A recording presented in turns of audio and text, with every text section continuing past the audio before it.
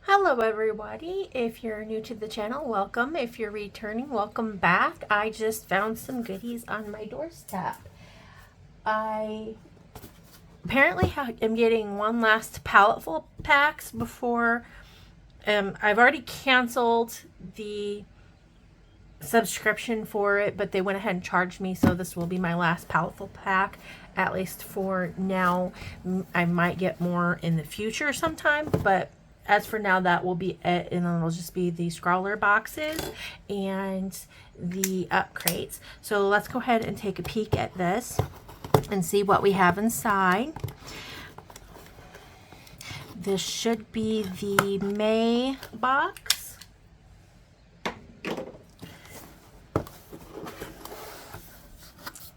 Got little green crinkles. Oh, I see a palette. Ooh, I can't wait to see what's in here. That's an interesting palette. It looks like a Art Alternatives Eldejon palette. I don't know if I said that right or not.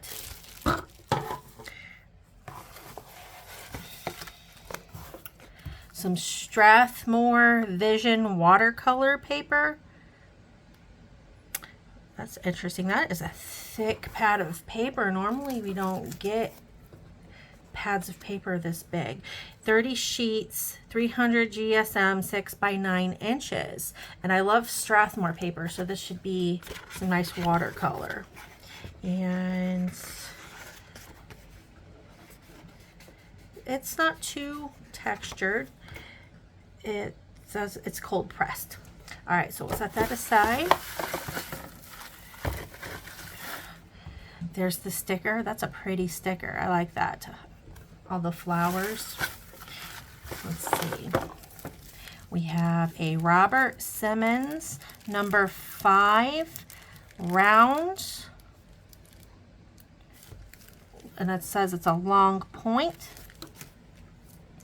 We also have, it looks like the little thing came off the end here. A Princeton Select number 1 liner brush. Ooh.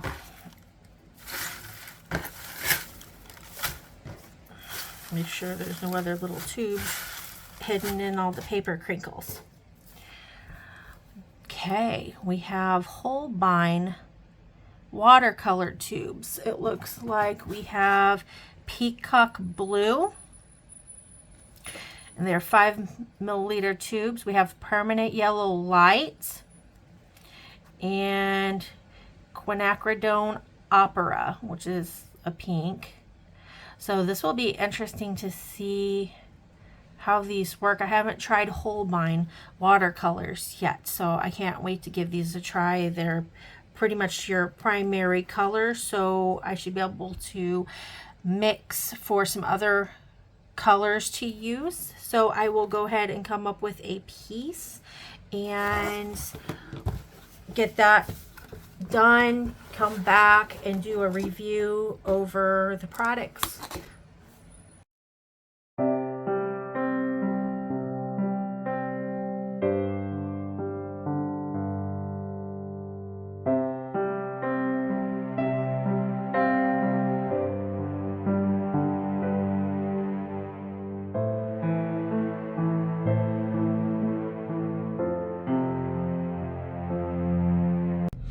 Okay, now that I'm done, I apologize. I thought I was recording the time lapse of my painting, and apparently I did not hit record like I thought I did. So there is no time lapse in this video for this review. This is the finished product. I didn't really use a reference image for this. It was kind of just going with the flow and trying out the paints. My husband and I just celebrated our 14th wedding anniversary, and on our wedding, or after our wedding, we went to Mexico for our honeymoon, and we brought back some paintings that were painted for us while we were there, and they say by me here while I'm working all the time.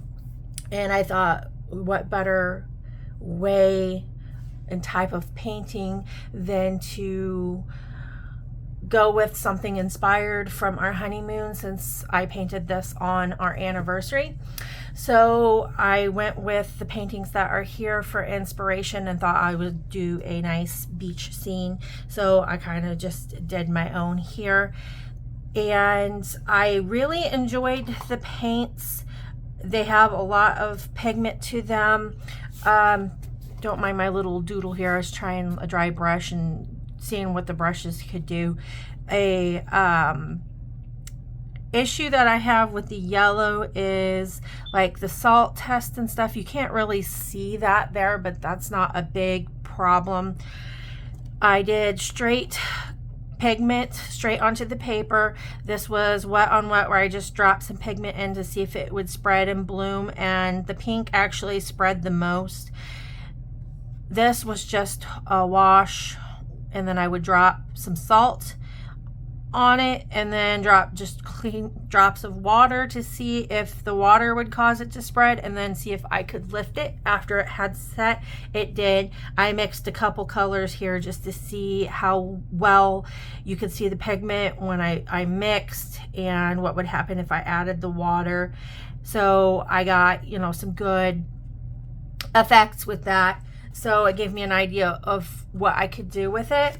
So I basically ended up doing the background of the sky first, followed by the water, and then everything over the top. A lot of color or watercolor paints will not allow you to necessarily get good coverage over what you've already painted. These did. These actually worked really well, and if you don't dilute them very much, they can be very opaque, which I thought was nice. I'm not very good at trees, so don't mind the weird shaped tree. My idea was to have it kind of coming all the way across over the top, like it, because they had some like twisty trees there that had these really fragrant, beautiful pink flowers on them. So I was kind of trying to do that by memory, and this is what I got. So other than that, the paintbrushes were, you know, they were paintbrushes. They're nothing spectacular, but they did the job. They did really well. The paints, I was able to get a whole bunch of different colors and tones, and they work really well. A little bit goes a long way. They are pretty concentrated. The paper, although, you know, with Strathmore, I figured Strathmore's a really good paper. I shouldn't have too much problem with it. I did have a couple spots here where the paper started kind of peeling and flaking, but that seems to be normal for watercolor if you work it too much and while it's still wet, you can have that problem. I didn't have any issue getting my washi tape off the edge. I did have a slight issue with buckling, which is normal for watercolor. I was kind of disappointed that Strathmore paper would buckle, but after this sat overnight last night, drying thoroughly, you know, I came back this morning and I was like, compared to other brands of watercolor paper that I've used, this buckling is not that bad at all. I've had some to where it just was really bad and I wanted to just toss it away, but I was able to flatten it a bit. This, I didn't try to flatten it at all, and it's not that warped. So I'm you know, this is so far, I think, my favorite color water paper, although I do have some arches that I haven't tried yet, so I may change my mind on that. As far as the costs, okay, they send you these an email, or you can go to their website and you can print off the list. They used to send you a list, but they've made it to where it's email now. So, the watercolor set is $30.50. The watercolor paper is $8.95. The palette, $7.99. The round brush for the Robert Simmons is $17.20. and the liner brush was $3.99. They value their box at $68.63, minus the $42 for the subscription, and the shipping comes out to an extra $26.63. So was it worth it? I think it was worth it, because you're not going to get that much off if you were to take a coupon to a store. So that was worth it. It was great supplies. I enjoyed playing with it. You know, I'm sure I could do more with that if I practice with it. I haven't done watercolor in a minute. So I'm very, very happy with it. It was well worth it to me. I hope anybody else, you know, that got the box enjoyed it as much as I did, because I really did like it. The cost is comparative to Daniel Smith's.